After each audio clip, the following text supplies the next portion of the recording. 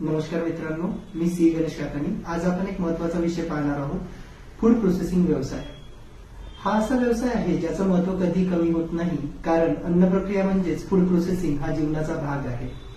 Food processing म्हणजे नेमकं काय, तर आपण घरात जे करतो, धान्य स्वच्छ करणं, दळणं, मसाले तयार करणं, भाज्या वाळवणं, पापड, चिवडा, आचार, सॉसेस तयार करणं, बेकरी आयटम, मशरूम ड्राय करणं, फळांचा पल्प, मिलेट, प्रॉडक्ट, ही सगळी प्रक्रिया व्यवसाय रूपात केली तर त्याला फूड प्रोसेसिंग इंडस्ट्री म्हणतात. या क्षेत्रात अनेक उद्योजक काम करत आहेत आणि भविष्यात याची डिमांड वाढत जाईल, कारण लोकांना हायजिनिक, प्रोसेस्ड आणि पॅकेज फूड जास्त प्रमाणात लागतो.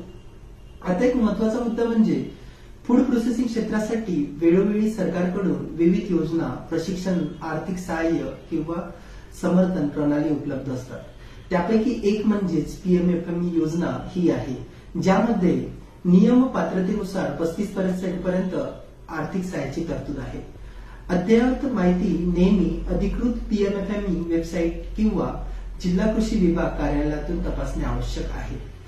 फूड प्रोसेसिंग हा व्यवसाय विशेषतः त्यांच्यासाठी सोपा असू शकतो ज्यांच्याकडे शेती किंवा कच्चा माल उपलब्ध आहे, कारण उत्पादन आणि बाजार दोन्ही जवळ असतात. शेवटचा विचार हा आहे की अन्न हे कधी बंद न होणारं क्षेत्र आहे. लोक खाणारच आणि प्रोसेस फूडची मागणी वाढतच जाईल. म्हणून भविष्यात उद्योजकतेचा विचार करत असाल तर फूड प्रोसेसिंग क्षेत्र हे एक वाढतं, स्थिर आणि व्यावहारिक क्षेत्र मानलं जातं. धन्यवाद.